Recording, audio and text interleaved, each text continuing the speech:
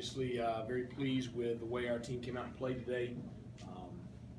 Thought that we had a very good bye week. I thought we had a great week of practice, and I was a little worried about us being too jacked up. They woke up this morning and we had a meeting at the hotel, and I think they were 15 minutes early to the team meeting, and everybody's in there about to bounce off the wall. So I knew that they were tired of practicing, ready to play, and they came out and played. And the big thing we really challenged them to do, last night, and we talked about all this week, was we felt like we had not played a complete game, maybe since Morehead State, where we really finished the ball game. And so we wanted to start fast and just really play well all day long. And I thought they came out and did a great job with that in all three phases today. I'm sure there's one or two things we may need to correct, but it's a pretty solid effort there by our guys all around. So excited to get the win, on homecoming in front of so many alumni and fans and everyone coming back to JMU, and some of them maybe seeing us play for the first time this year.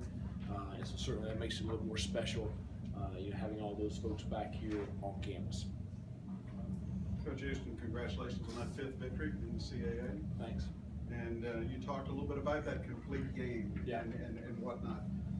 How did you be able to maintain that with the lead advantage you had throughout this game? Because you obviously did maintain the intensity. Well, we talked about it so much. I think the kids, really, New Hampshire, that fourth quarter, has really kind of just sat like a real just bad feeling with them for a couple of weeks now. And it really ticked them off, just the way we finished that ball game. And so I think that was a lot of motivation there, to where they really keyed in and listened. And certainly they were hearing a message every time they came off the field. They were hearing the same message. Next play. Don't worry about the scoreboard. Just worry about the next play. Keep your foot on the gas. And so I thought they did a good job with that. Brian Shore spoke of how much confidence he has in his wide receivers to go up and get the doubt. ball. Talk about him, his play, your receivers, and your offensive line, please. Well, I thought they played great. I think Brian set a new JMU record for completion percentage in a game. They tied the school record for touchdown passes in the game. And certainly, nobody's touched him in about a month. So certainly the offensive line has a lot to do with that. Khalid, Carden, Taylor, and Trey have a lot to do with that, because, everybody, you look up and you got 7 guys sitting in a box. It means you got man coverage, somewhere out there. So there's a lot of factors that went into it. But, then with Brandon Ravenel, a couple of those catches he made, on the sideline there, Damo Taylor's catch down the sideline, Brandon's catch over the shoulder on the long pass down towards the APC. You have some guys making some really impressive catches on some well-thrown balls. So I think it's just really a whole group effort by our offense that allowed us to have that kind of day passing. In your entire coaching career, have you ever been in a situation like you were today with 9 minutes to go? No. And you're having to take a kneel down and how well Trey Sharp hook slides at the 2 to try I think that says a lot about Trey. Yes. Because you're sitting there and here's a young running back, getting a chance to get in the ball game, and we prepared to play him a good bit today anyway. He's been practicing really well. But, we instructed him. I said, I do not want to score again. And so I said, if you get down there close, I said, I want you to take a knee. And to have the discipline. And, I trust him. That says a lot about him. Because I don't know how many would do that. So that says a lot about him. But as great as it feels to be on our sideline, Coach Fleming and those guys, Coach Fleming's a great coach. I've known him for a while, and just, I feel for them. So nobody wants to go through that. Thank you. Coach, talk about Daniel Shilley and the way he played today. Well, he has improved so much since the spring, number one. And with Clue, being banged up a little bit the last few weeks, he's had a chance to really be the main guy, and I think he's responded really well. And we've been kind of giving him a hard time. I forget which game it was early in the year when he scored and it got called back on a penalty.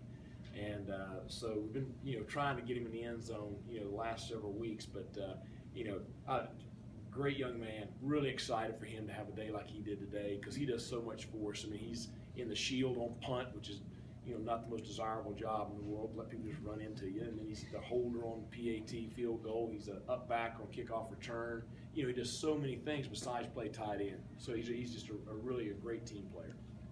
Coach, the team racked up 6 turnovers today, including 5 interceptions. Can you talk a little bit of the secondary and how they progressed throughout the season? Back against UNC, they got burned a little bit. Yeah, well, it goes back to New Hampshire again. They're pretty ticked off about the way we played in the fourth quarter in New Hampshire, because a lot of that stuff was us. And so, and they've probably had some people gnawing at them for the last couple of weeks, but they've got a lot of pride, and they're a good group, and we got good leadership of Raven.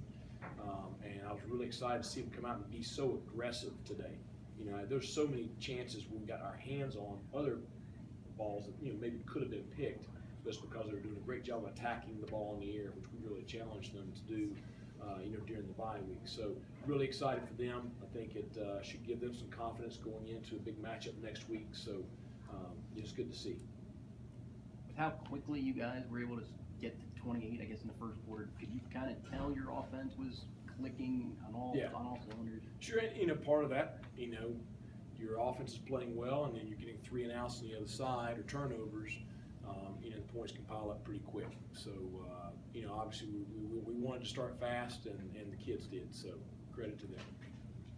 You mentioned having a complete performance like you guys did today. How does having that kind of performance, you know, bode good things for you know, the next couple of weeks when you guys face Richmond and Villanova? Well, I think it gives you momentum going into it. You know, we're not sitting here talking about, you know, somebody coming back on us or anything like that. We're talking about, you know, a game where, you know, we had to pull the reins back there at the end. So it certainly gives us a lot of momentum going into the next game.